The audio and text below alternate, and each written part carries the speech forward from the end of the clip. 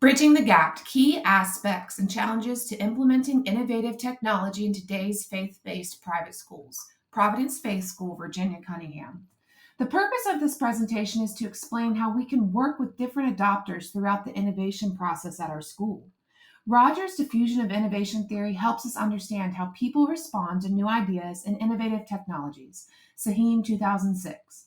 Think of your coworkers. Do you know someone who loves creating new ideas? Do you know someone who's easy to persuade and might be seen as a leader? And do you know someone who doesn't really have an opinion and can be skeptical? All of these people are represented in our schools, and they can be put into 5 different groups. The innovators make up 2.5% of people. The early adopters make up 13.5% of people. The early majority make up 34% of people. The late majority make up 34% of people. And the laggards make up 16% of people. To create successful and working environment and learning environment, we need to understand the different types of adopters. The innovators are people who create ideas. They're not scared to take risks and sometimes can be outcast because of their out-of-the-box ideas. Mangan, 2022.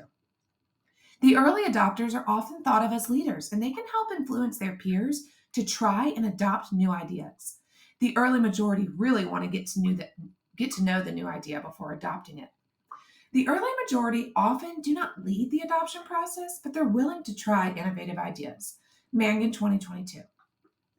The late majority often adopt new ideas when they feel it's necessary or if they're pressured by their peers. And finally, the laggards are last to adopt the new ideas and can either have no opinion or be skeptical. Mangan, 2022.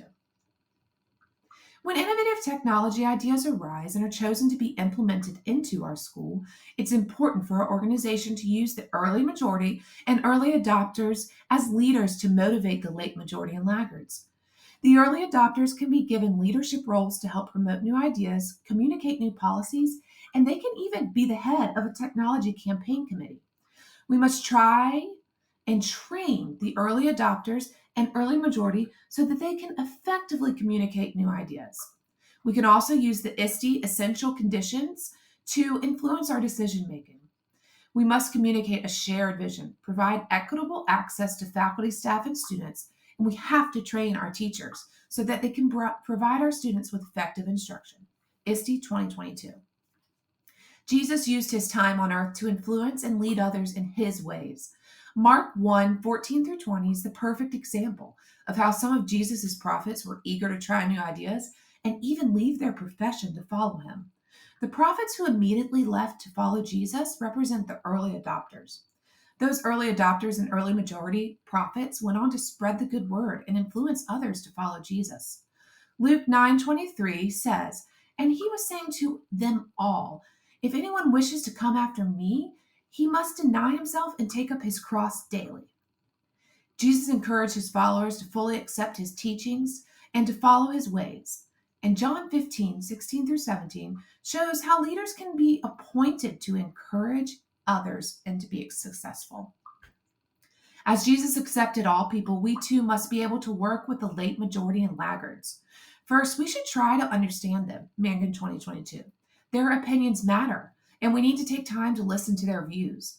Also, we need to educate them through professional development courses. We have to have clear, organized policies, and we need to provide reliable technology.